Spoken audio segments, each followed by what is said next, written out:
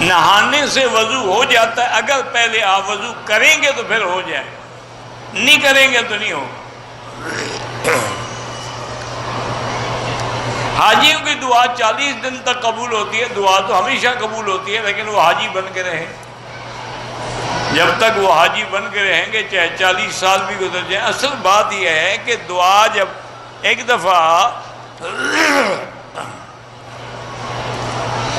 بہت ساری اللہ کی مخلوق جو ہے وہ نکلے دعا کے لیے کہ بارشیں بند تھیں استسقاء کے لیے۔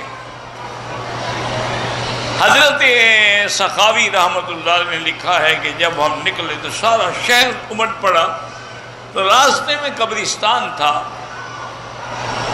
تو قبرستان میں ہم نے دیکھا کہ وہ سعدون مجنون ایک اللہ والے تھے، اس کو لوگ دیوانہ کہتے ہیں۔ اللہ والوں کو لوگ دیوانہ ہی کہتے ہیں، کیونکہ نہ سوٹ پہنتے ہیں نہ ٹائی لگاتے ہیں، تو دیوانے تو ہوئے نا بیچارے۔ اس دور میں بھی وہ چھوٹی بنڈی تک کپڑے پہنتے ہیں، مسواک ان کی جیب میں ہوتا ہے، لوگوں کے لیے تو کارٹون ہے نا وہ۔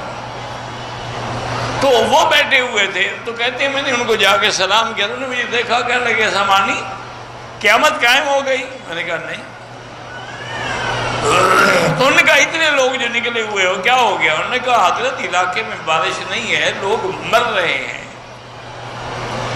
جانور مر رہے ہیں، تو ہم اس لیے نکلے ہیں کہ اللہ سے دعا کریں۔ انہوں نے کہا تم کس دل سے دعا کرتے ہو؟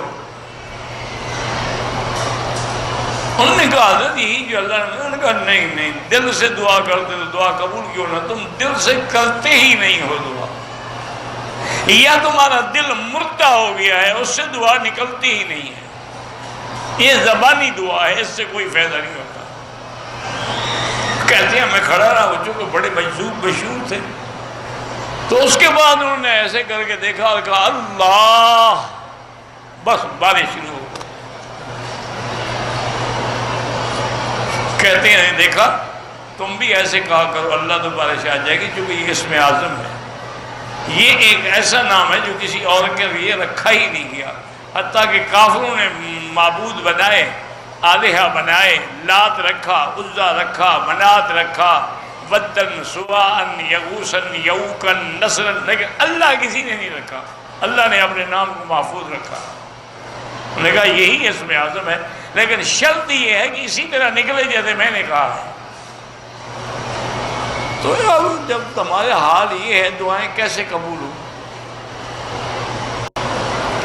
اللہم صلی علی محمد النبی الامی الحبیب العالی القدر العظیم الجاہ وعلی آلہ وصحبہ وسلم۔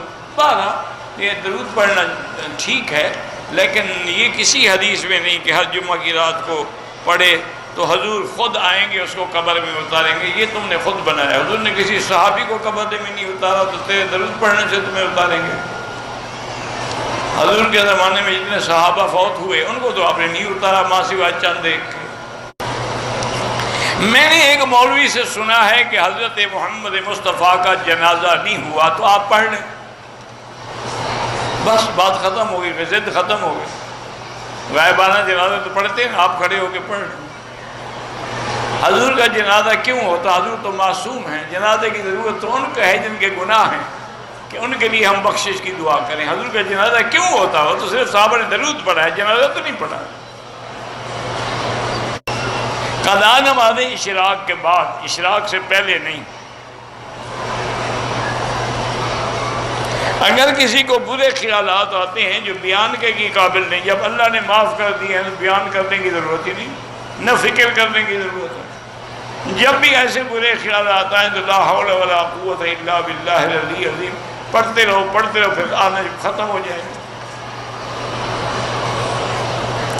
شیعہ کا ذبیحہ بہتر ہے کہ نہ کھائیں، ہو سکتا ہے کہ ان میں کوئی ایسا ہو جو کافر ہو، کیونکہ شیعہ کی کوئی ایک قسم تو ہے ہی نہیں، اب کس کس کے سینے پہ ہم ایکس رے رکھیں گے، اس لیے بہتر ہے کہ ان کا ذبیحہ نہ کھایا کریں۔